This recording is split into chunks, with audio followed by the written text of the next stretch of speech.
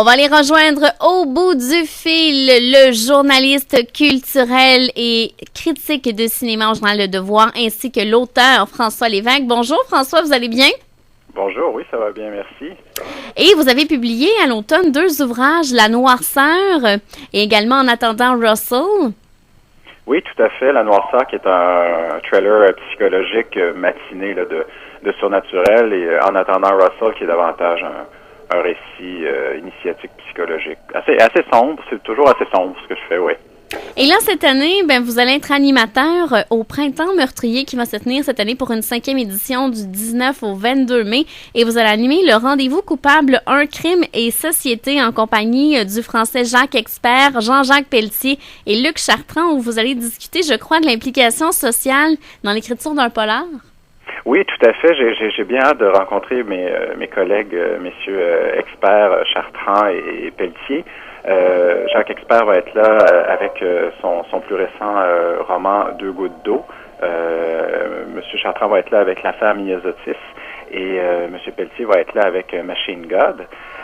Et donc, oui, on va parler de l'implication sociale dans l'écriture d'un polar. Je vais leur demander en fait si ce sont des enjeux, des questions qui leur viennent consciemment au moment de l'écriture ou si c'est après coup qu'ils réalisent qu'ils ont abordé tel enjeu social dans leur roman, parce que, bon, certains auteurs réfléchissent beaucoup en amont de l'écriture, alors que d'autres y vont de façon beaucoup plus intuitive. Donc, je suis curieux de voir ce qu'ils vont me dire à ce sujet-là, parce que, bon, comme M. Pelletier, c'est toujours à connotation très, très politique. M. Myosotis aussi, M. Chartrand, pardon, aussi, dans son roman Myosotis, il parle entre autres du conflit israélo-palestinien, mais en recourant à une enquête intime avec son personnage. Donc voilà des enjeux, ma foi, très porteurs à explorer avec eux. Donc j'ai bien hâte. Et ce rendez-vous coupable-là a lieu le samedi 21 mai à 13h. Et le lendemain, le dimanche, là, vous serez l'auteur qui va participer à cette table ronde-là qui va s'intituler De sexe et de sang, en compagnie de vos collègues Hervé Gagnon, Martin Michaud, ainsi que Maureen Martineau, tout ça animé par Richard Mignot. Et là, ça sera complètement différent parce que là, vous serez la personne interrogée, là. Oui, tout à fait. Après avoir posé les questions, j'y répondrai. ce qui est toujours moins naturel pour moi, là, en tant que journaliste. J'ai davantage l'habitude de poser des questions que d'y répondre. Mais bon, c'est toujours un exercice agréable néanmoins, d'autant que je serai en très, très bonne compagnie lors de cette table ronde-là. Messieurs Michaud, Gagnon et puis Maureen Martineau, bon, c'est des auteurs que j'aime beaucoup et des personnes que j'aime beaucoup. Donc oui, ça sera fort intéressant. Et puis le thème, comme vous l'avez dit, de sexe et de sang, ma foi, il devrait y avoir de quoi dire. Et est-ce que c'est plus stressant justement d'être un auteur invité que d'être l'animateur?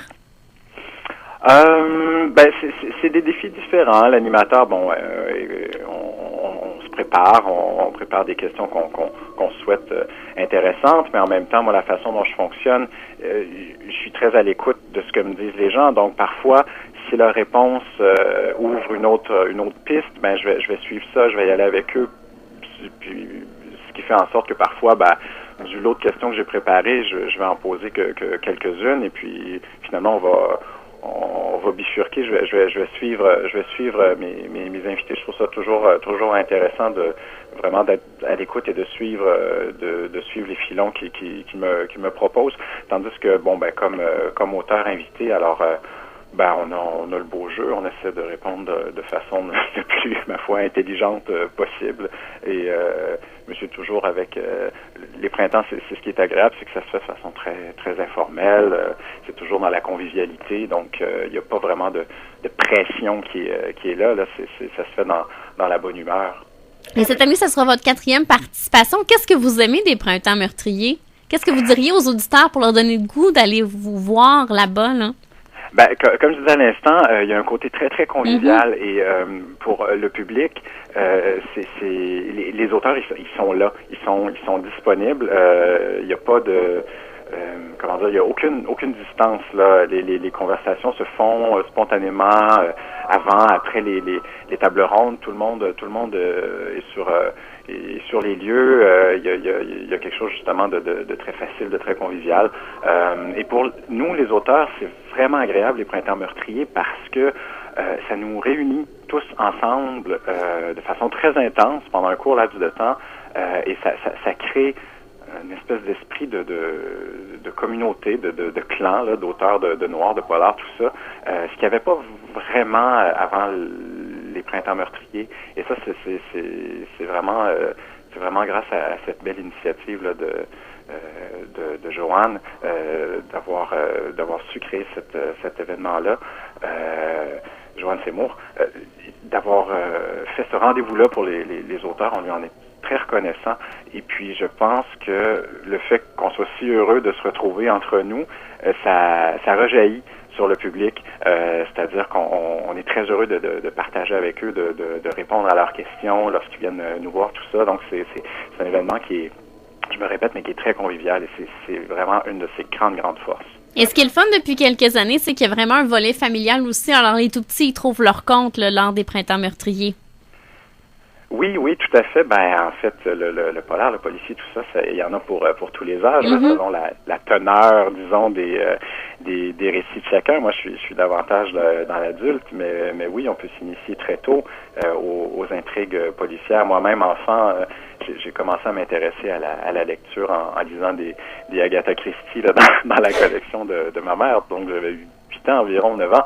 On peut commencer très tôt, oui. Et puis ça développe comment dire, les outils de réflexion. Ça apprend à réfléchir, la déduction. Oui, il y a quelque chose de très profitable pour les jeunes à s'intéresser aux notions d'enquête, de mystère, tout ça, de résolution de problèmes.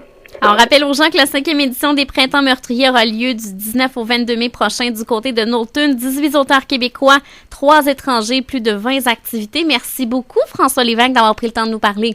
Merci à vous. Venez nous voir. Alors, rappelle le site Internet pour avoir tous les détails, lesprintemsmeurtriers.com.